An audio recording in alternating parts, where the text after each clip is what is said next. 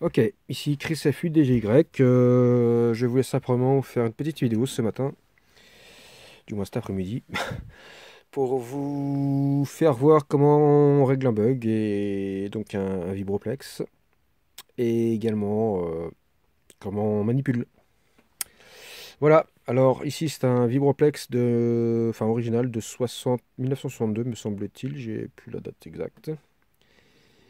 Et donc le principe d'un vibroplex, donc dit clé semi-automatique, bah voilà, on génère ici des points quasiment automatiquement hein, par un système de pendule et des vibrations, et alors que les dates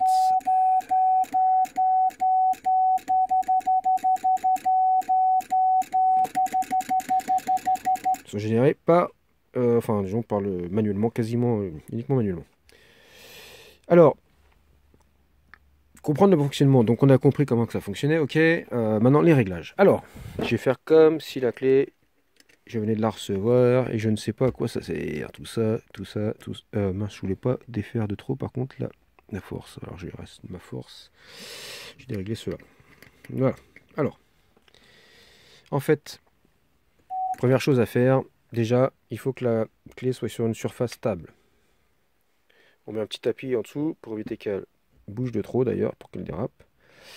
Quand c'est bien stable, alors ici, on ajuste ici, de manière à ce qu'il n'y ait pas de mouvement euh, comme ça, vertical. Il faut une petite souplesse pour qu'on puisse avoir une manipulation sur le côté latéral, mais surtout pas de mouvement ici, les minimums. Une fois qu'on a fait ça, qu'est-ce qui va se passer? Eh bien écoutez, il va falloir qu'on...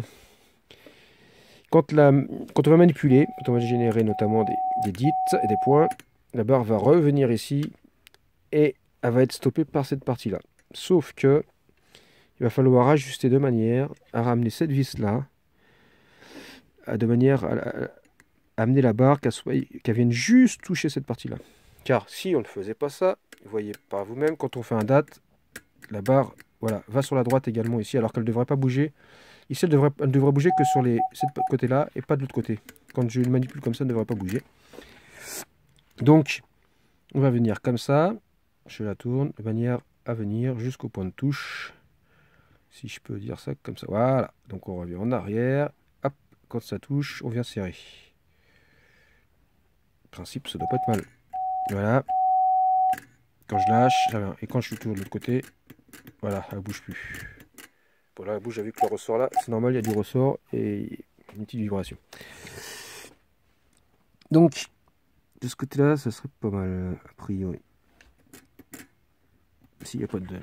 Ok, quand on a fait ça, professionnel préconisait généralement d'avoir 5 mm d'espacement, 1 demi-centimètre ou 4 ou 5, quoi. Entre 4 et 5 mm. Donc, entre cette vis-là, là, et la barre ici. Donc, c'est ce qui va nous donner notre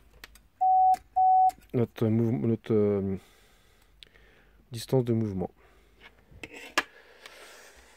Donc, ici, je vais poser le téléphone de manière à ce que je puisse faire réglage, mais voilà, ici, avec cette vis là, je viens mettre une cale. Si on n'a pas de cale, on peut mettre une QSL, c'est pareil, ça fait entre 4 et 5 mm. Donc on se met là, je viens serrer de manière à ce que la vis, voilà, touche une petite cale, voilà, je la retire, c'est juste touché, on serre. Ça c'est fait. Éventuellement on peut faire aussi sur l'arrière, puisque entre là et là en principe il faut le même espacement. Donc je viens là, pareil, à peu près pareil. Et voilà, pratiquement réglé.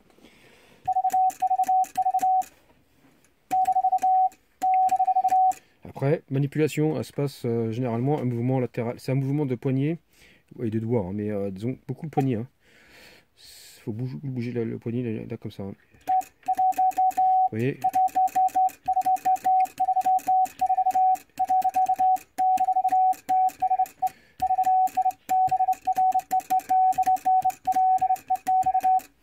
Voilà, pour le réglage, hop, la vitesse. Voilà, pour régler un peu moins fort, plus fort.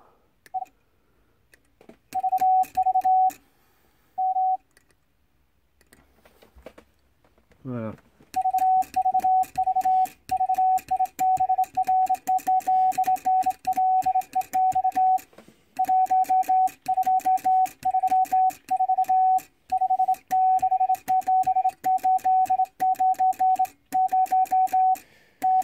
Une phrase qu'on peut jouer, c'est The brown fox jump over the lazy jack.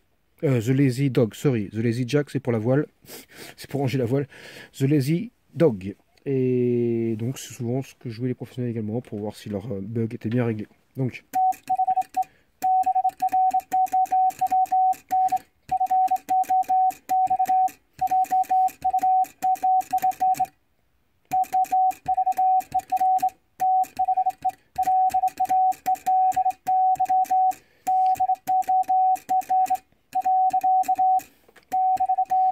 voilà.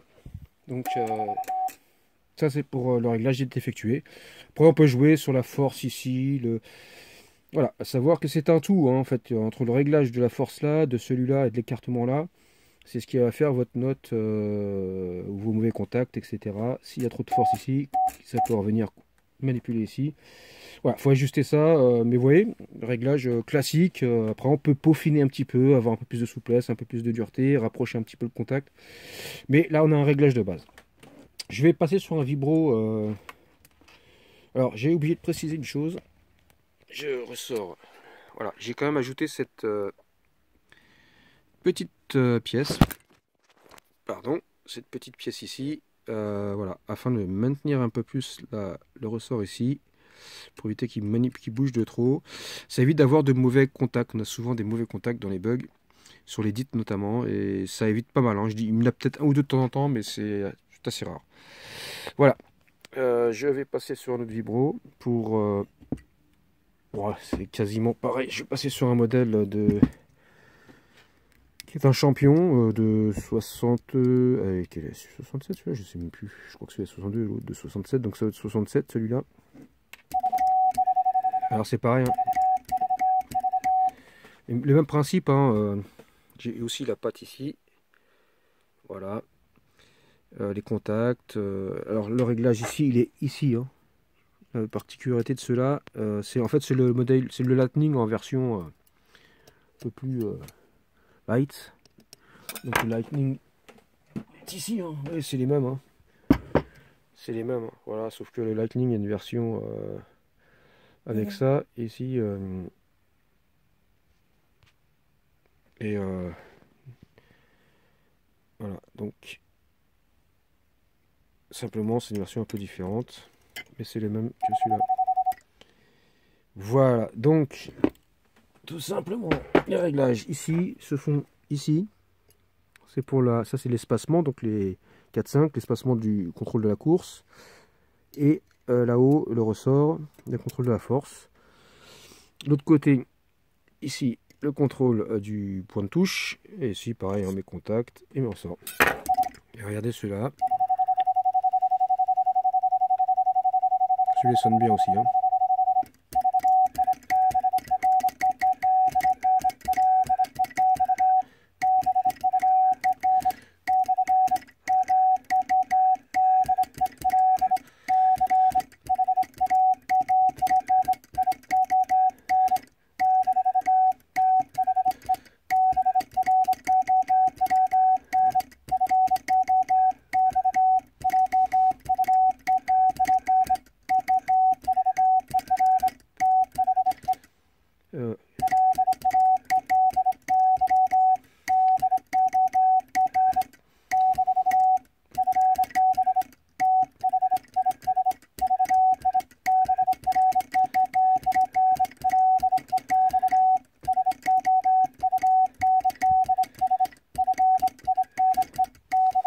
Voilà, this Vibroplex sound fine. Ok.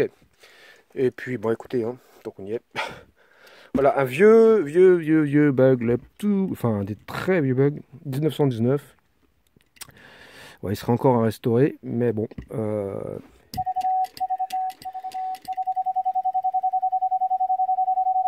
Je ressors.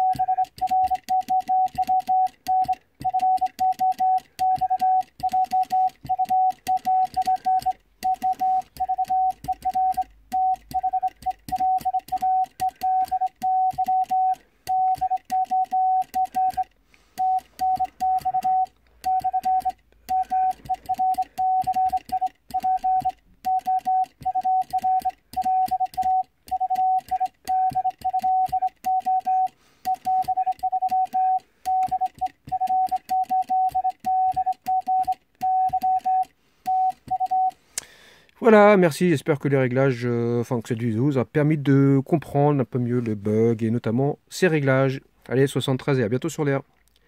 Chris, ça fuit des GY.